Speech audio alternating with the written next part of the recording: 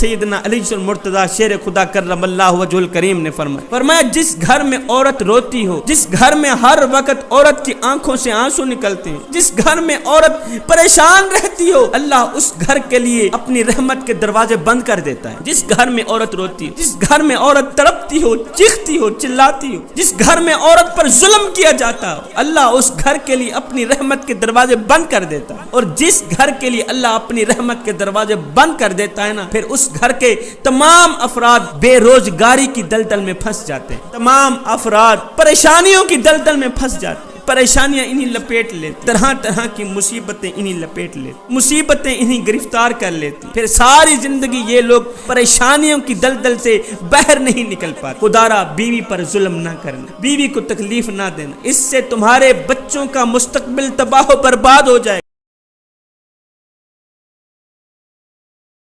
عورتوں میں شوہر کو ہر وقت کچھ نہ کچھ سنانے کی فطری عادت ہوتی، ان عادتوں سے تنگ آ کر ایک صحابی اپنی بیوی کی شکایت لے کر حضرت سیدنا عمر فاروق رضی اللہ تعالی عنہ کے گھر میں پہنچا۔ جب حضرت عمر کے گھر کی دہلیز پر اس نے قدم رکھا، جا کر سنا ان کے گھر کا ماحول بھی ویسا ہی تھا جیسا کہ اس شخص کے گھر کا ماحول تھا۔ آپ کی بیوی آپ کو کہہ رہی تھی، حضرت سیدنا عمر فاروق رضی اللہ تعالی عنہ کی بیوی حضرت عمر کو سنا رہی تھی، آج سبزی گھر میں نہیں تھی، وہ لے کے آئے تھے، وہ ٹھیک نہیں تھی، جاؤ تبدیل کر کے لے کے آؤ، اس طرح کی باتیں کر رہی تھی۔ اس شخص نے جب حضرت سیدنا عمر فاروق رضی اللہ تعالی عنہ کے گھر کا ماحول دیکھا کہ حضرت عمر کی بیوی سناتی جا رہی ہے، حضرت عمر فاروق رضی اللہ تعالی عنہ خاموش بیٹھے سنتے چلے جا رہے ہیں، یہ صحابی اپنے گھر کی طرف روانہ ہو، واپسی الٹے پاؤں گھر چلا گیا۔ بعد میں حضرت سیدنا عمر فاروق رضی اللہ تعالی عنہ نے اس صحابی کو واپس بلایا، پوچھا میاں تو میرے گھر میں آیا تھا پھر واپسی چلا گیا، کیا لینے آیا تھا، خالی ہاتھ چلا گیا؟ اس نے کہا حضرت بیوی کی شکایت لے کے آیا تھا، جب میں نے آپ کے گھر کا ماحول دیکھا، آپ کی بیوی کو باتیں کرتا دیکھا، آپ کو خاموش بیٹھا دیکھا تو میں الٹے پاؤں واپس چلا گیا، یہ سوچ کر کے جس طرح میرے گھر کا ماحول ہے قبلہ کے گھر کا بھی وہی ماحول ہے۔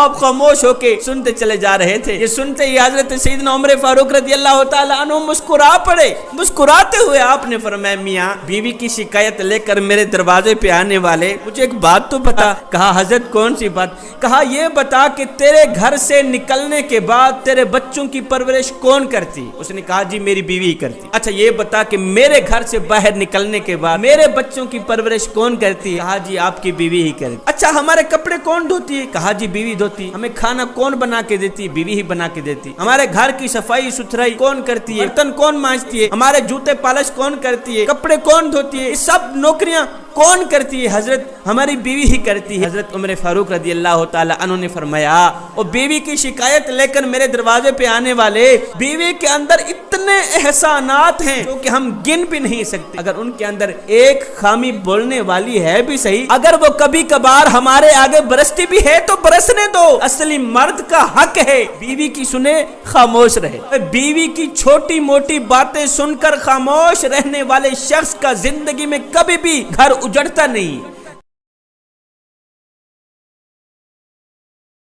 جس طرح مرد کے سامنے اونچا بولنے والی بیوی اچھی نہیں لگتی، سیم اسی طرح بیوی کے سامنے اونچا بولنے والا مرد بھی اچھا نہیں لگتا۔ جس طرح مرد کو وہ عورت زہر لگتی ہے جو زیادہ چیختی ہے چلاتی ہے، سیم اسی طرح عورت کو بھی وہ مرد زہر لگتا ہے جو زیادہ چیختا ہے چلاتا ہے، اونچی اونچی آواز میں بولتا ہے، تلخ لہجہ اپناتا ہے، ہر وقت غصے میں ہی بھڑکتا رہتا ہے۔ ایسا شوہر بیوی کی نظروں سے گر جاتا ہے، بیوی کی نظروں میں قابل عزت قابل احترام نہیں رہتا۔